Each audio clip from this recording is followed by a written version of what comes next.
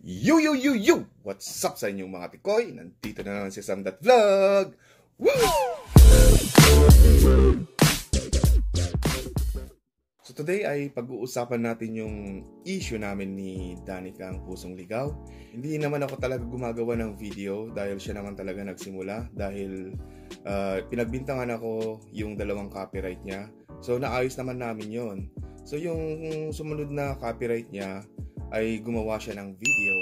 Kaya doon ako na-offend at saka pinagsabihan ko siya doon ng mga ganun ng salita and yung mga hayop ka, wala kang utang na loob. So hindi niya naisip kung ano yung mga sinasabi ng mga tao sa akin. So ang iniisip niya lang talaga yung sarili niya. Ang akala niya wala siyang pino-point out. Pero yung mga basher niya ay nagsimesejan na sa akin, sa messenger at saka sa comments.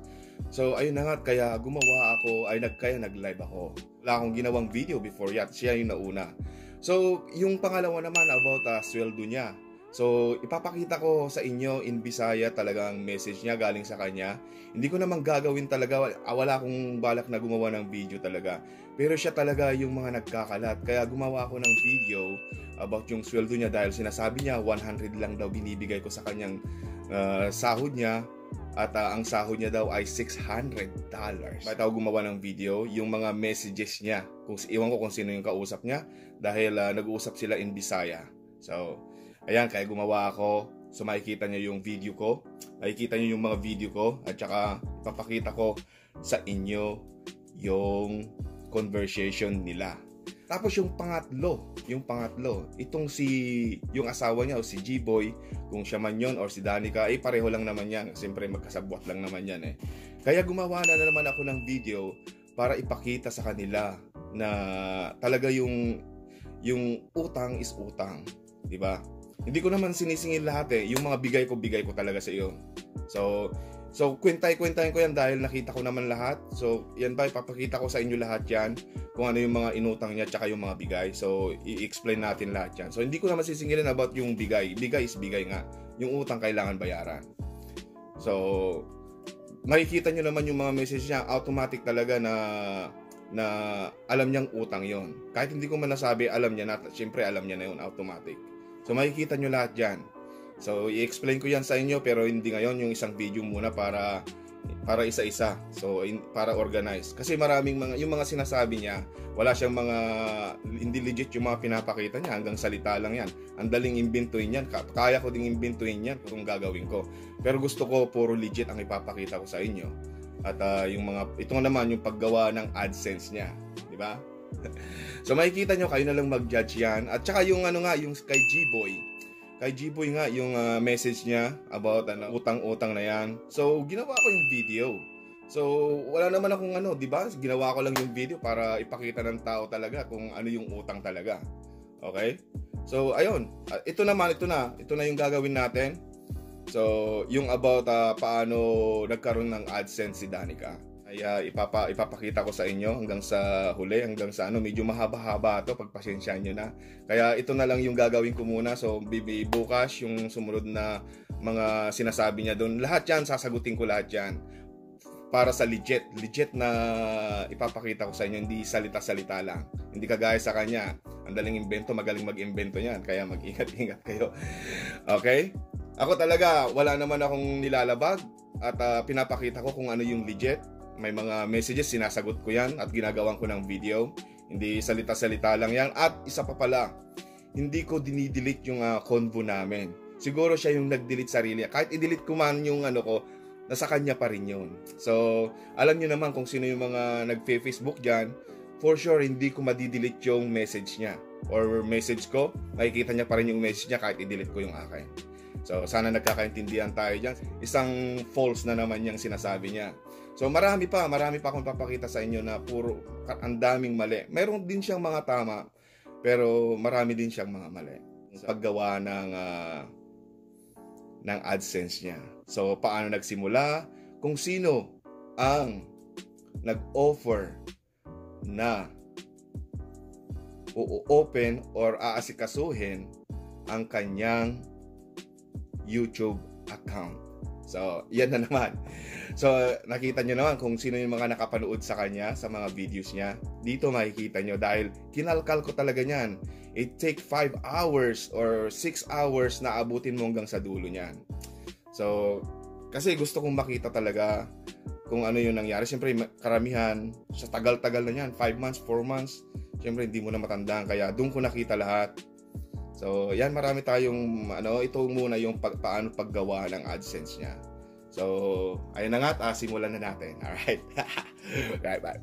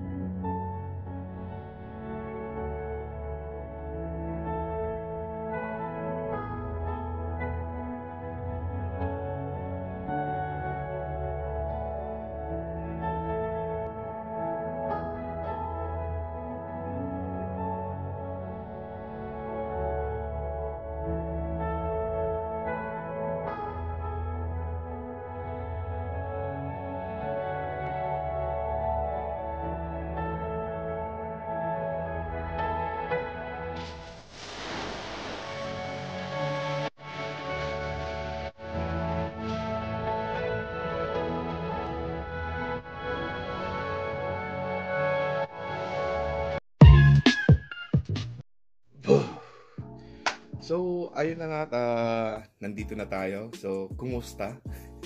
Kumusta naman? At ano sa tingin ninyo yung paggawa ng kanyang AdSense? 'Di ba? So, kayo na mag-judge kung ano yung mga nakita nyo, kung ano yung mga convo namin, ay kayo na mag-judge. Comment below. Ito yung paggawa lang. So, yung lahat yung mga sinasabi niya, pinaparatang niya sa akin, sasagutin natin lahat yan. Kaya iniisa-isa ko yan. Pero napanood ko na whole video.